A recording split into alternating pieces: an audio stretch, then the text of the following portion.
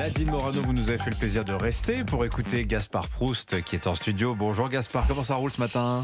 Je pense que j'ai passé un cap ces jours. Ah bon?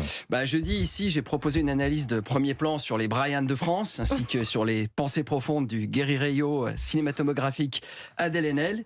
Et ce week-end, dans le JDD, je ne sais pas si ça vous a échappé, j'ai aggravé mon cas en pondant une chronique de très haut vol sur l'écriture inclusive. Oui. J'ai eu beaucoup de retours extrêmement positifs. Effectivement, c'était du très très haut vol, j'ai beaucoup aimé. Ça vous a flatté en tout cas? J'ai eu l'impression de flirter avec les sphères éthérées dans lesquelles planait le cerveau de Ramayad quand elle parle de Maître Gims depuis Washington. Je ne sais pas si vous avez vu cette vidéo, Oui. Elle commence par « D'habitude, je vous fais des analyses géopolitiques de premier plan, mais là, l'heure est grave, je préfère venir au secours de Maître Gims et dire haut et fort, oui, Gims, les pyramides avaient bien des antennes à leur sommet, et l'obélisque qui se trouve place de la Concorde, c'est bien sûr la première fusée Ariane dont on n'a jamais retrouvé les moteurs. » Qu'est-ce qu'elle m'a décomplexé. Ah oui. Si elle est légitime pour donner un avis géopolitique, je sens qu'on va bientôt m'appeler pour inspecter la centrale de Zaporizhzhia. À ce point-là?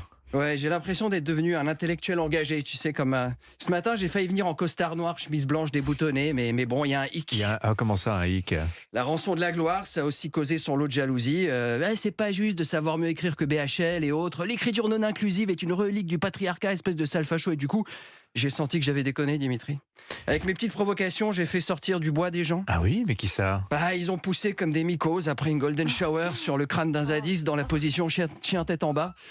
Et ça m'a heurté parce que moi je suis insensible. Du coup je me suis dit mais ces gens-là c'est des humains, c'est des frères, c'est des sœurs. Je vais pas les laisser au bord de la route. Donc j'ai envoyé quelques messages de compassion à tous ceux qui m'avaient insulté. Quel genre de message, tiens? Un message type c'était aussi incompréhensible que cela puisse te paraître. Sache que toi aussi Jésus t'aime.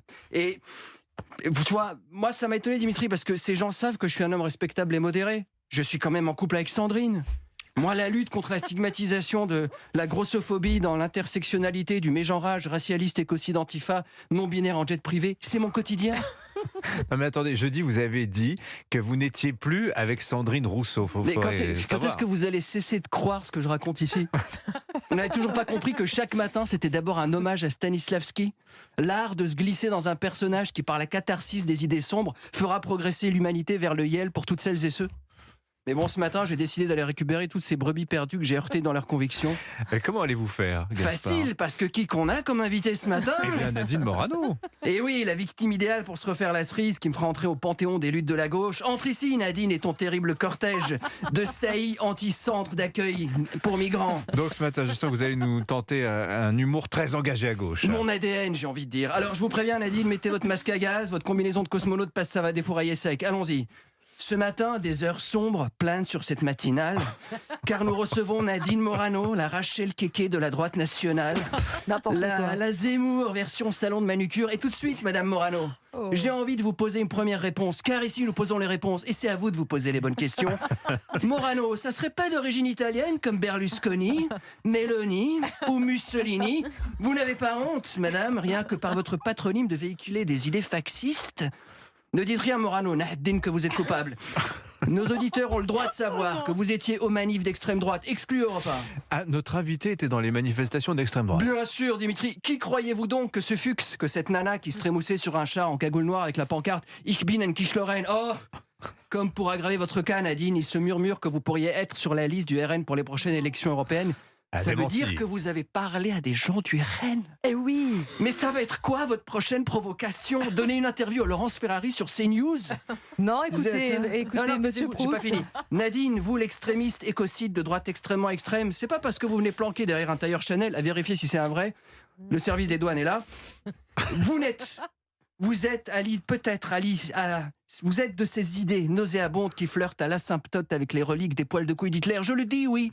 Parce que derrière vos airs de Zemmour champêtre se trémoussant sur le lac du Connemara se cachent peut-être des idées suprémacistes. Des idées Je vais l'emmener au Danemark, il verra suprémacistes. à quel point je suis de gauche. Vous êtes naïf, Dimitri. Je suis à peu près sûr que pour Nadine, elle serait capable de dire la France aux Français, mais madame, l'Obersturmführer Nadine von Moranentrop.